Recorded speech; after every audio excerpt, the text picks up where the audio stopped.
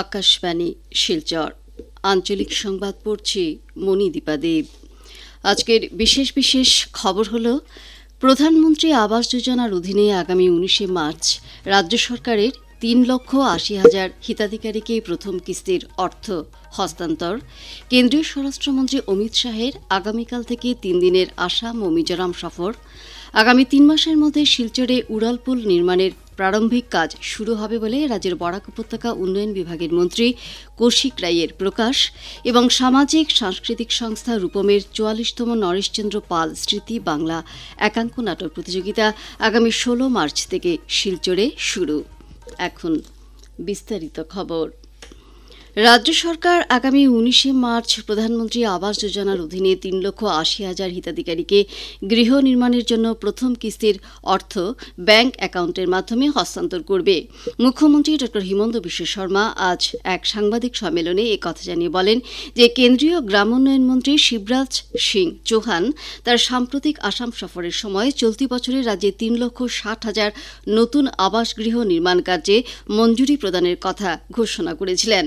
এই প্রকল্পের জন্য পূর্বের নির্ধারিত 7,60,000 হিতাধিকারীর নামের তালিকা রয়েছে বলে উল্লেখ করে মুখ্যমন্ত্রী বলেন যে পরবর্তী সময়ে আগামী এপ্রিল মে মাসে আরও 3,80,000 হিতাধিকারীকে এই প্রকল্পের অর্থ প্রদান করার ব্যবস্থা করা হবে।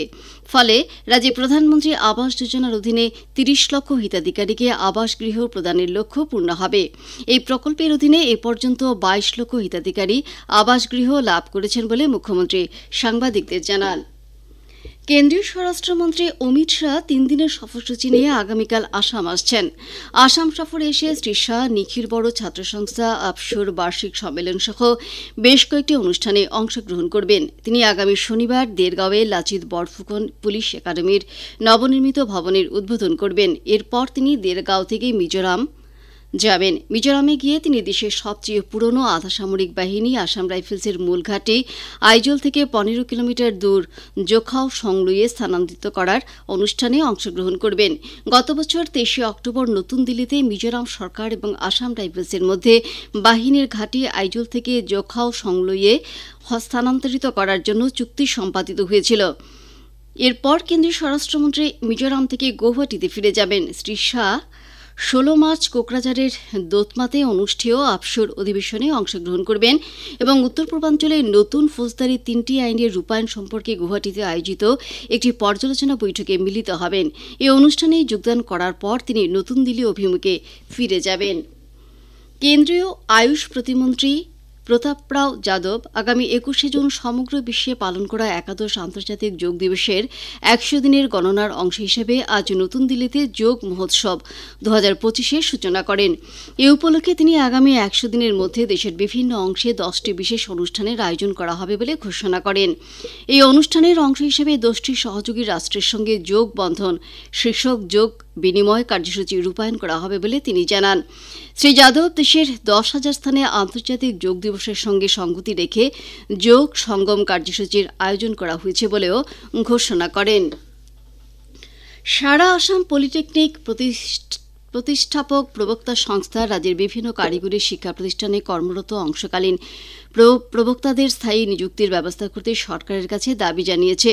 আজ গৌহাটিতে আয়োজিত এক সাংবাদিক সম্মেলনে সংস্থার উপদেষ্টা ড নেত্রমণি বড়ুয়া বলেন যে 2017 সালে রাজ্যের নতুনভাবে স্থাপন করা 11টি পলিটেকনিকে মেধার ভিত্তিতে অংশকালীন প্রবক্তাদের নিযুক্তি প্রদান করা হয়েছিল, কিন্তু সম্প্রতি আসাম সরকারের 64 জন অংশকালীন প্রবক্তাকে চাকুরি থেকে অব্যাহতি দেওয়ার সিদ্ধান্তকে ড বড়ুয়া তীব্র সমালোচনা করেন। তিনি বলেন যে আসাম মন্ত্রিসভা এই প্রবক্তাদের 3F অধিনিয়মের অধীনে নিযুক্তি দেওয়ার সিদ্ধান্ত নিয়েছিল, কিন্তু সেই সিদ্ধান্ত বাস্তবায়িত না করে প্রবক্তাদের চাকুরি থেকে অব্যাহতি দিয়েছে, যা কোনোভাবেই গ্রহণযোগ্য নয়। আকাশবাণী শিলচর কেন্দ্রের আঞ্চলিক সংবাদ এখন থেকে আমাদের ইউটিউব চ্যানেল এআইআর নিউজ শিলচরের মাধ্যমেও শোনা যাচ্ছে। এছাড়া আমাদের Facebook page all India radio news Silchar এবং @AIR News_ শিলচরের মাধ্যমেও এই সংবাদ শোনা যাবে। খবর শুনছেন আকাশবাণী শিলচর কেন্দ্র থেকে।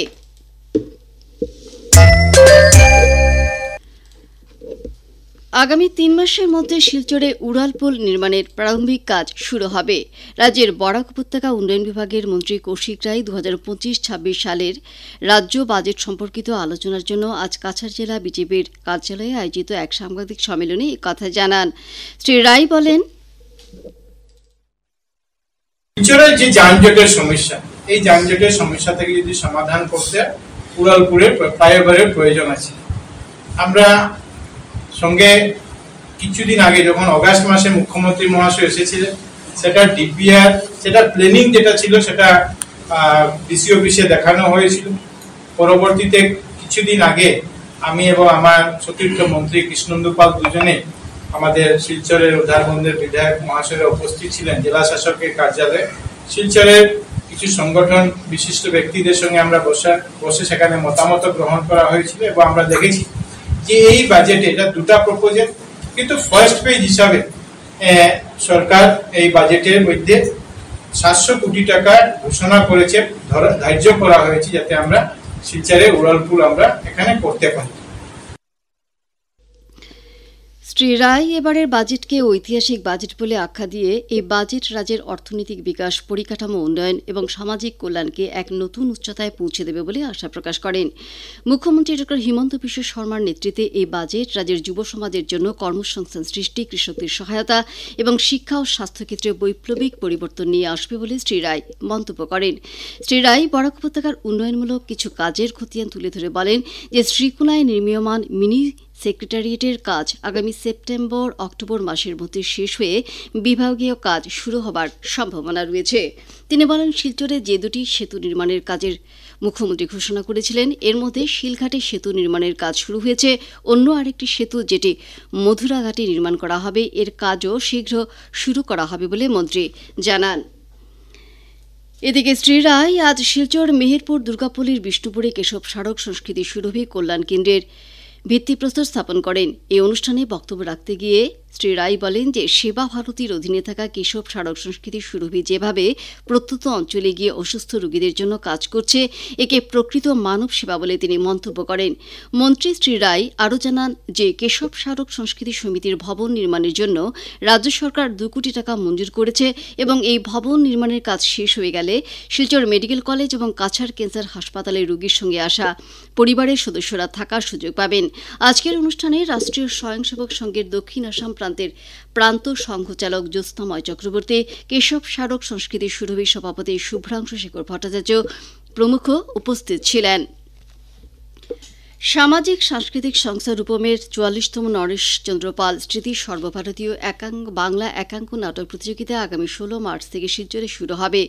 এই একাঙ্ক নাটক প্রতিযোগিতায় আসাম সহ ত্রিপুরা ও পশ্চিমবঙ্গের মোট 32টি নাট্যদল অংশগ্রহণ করবে।